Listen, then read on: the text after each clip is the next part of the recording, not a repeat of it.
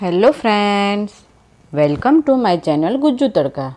જો તમે મારી ચેનલ પર નવા છો તો પ્લીઝ મારી ચેનલ સબસ્ક્રાઈબ કરવાનું ભૂલશો નહીં. તમે જાણો જ છો ફ્રેન્ડ્સ, ફળોનો રાજા એટલે આપણા બધાની ફેવરેટ કેરી, અને કેરીનો રસ અને મિલ્કશેક કોમન થઈ ગયા છે. તો આજે આપણે નવી રીતે મેંગો ડાલ્ગોના બનાવીશું. તો ફટાફટ બનાવવાનું શરૂ કરીએ. જે બનાવવામાં ખૂબ જ સરળ છે, તો આપણે હવે તેના વિશે જાણી લઈશું. ફ્રેન્ડ્સ, ગુજ્જુ તડકા ચેનલ સબસ્ક્રાઈબ કરો, સાથે બેલ આઇકન પર પણ ક્લિક કરો અમારા નવા વિડીયોની અપડેટ સૌથી પહેલાં મેળવવા માટે. સૌ પ્રથમ આપણે ઇન્ગ્રેડિયન્ટ્સ વિશે જાણી લઈએ. અહીંયા પાકી સમારેલી કેરી, દૂધ, ક્રીમ અને આઈસિંગ સુગર. તો હવે આપણે બનાવવાનું શરૂ કરીએ. સમારેલી કેરી જે છે એને આપણે ક્રશ કરવાની છે. ક્રશ થઈને રેડી થઈ ગઈ છે. તો હવે આપણે બનાવવાનું શરૂ કરીએ. એક બાઉલ લઈશું, તેમાં આપણે મલાઈ ઉમેરીશું.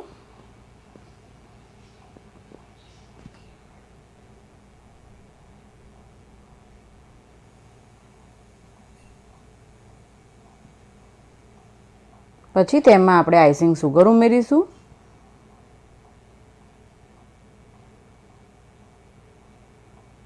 અને હવે આપણે એને બ્લેન્ડ કરી લઈશું. અહીંયા તમે ચમચી વડે પણ એને ફીણી શકો છો.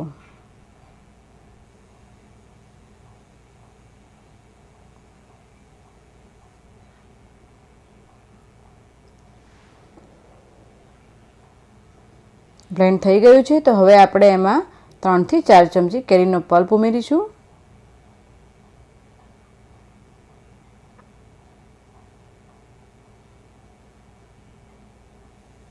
હવે આપણે ફરીથી એને બ્લેન્ડ કરી લઈશું.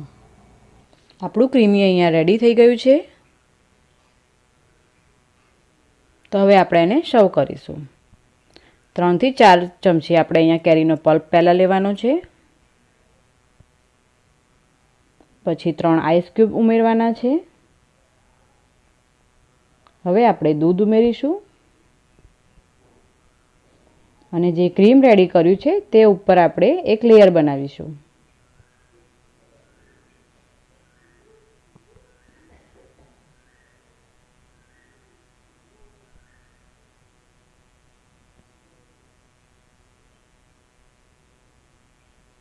તમે જોઈ શકો છો ફ્રેન્ડ્સ, આપણું લેયર અહીંયા રેડી થઈ ગયું છે.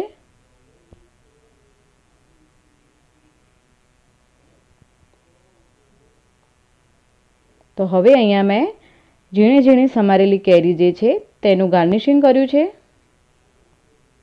અને ઉપર ડ્રાયફ્રૂટનું પણ ગાર્નિશિંગ કર્યું છે.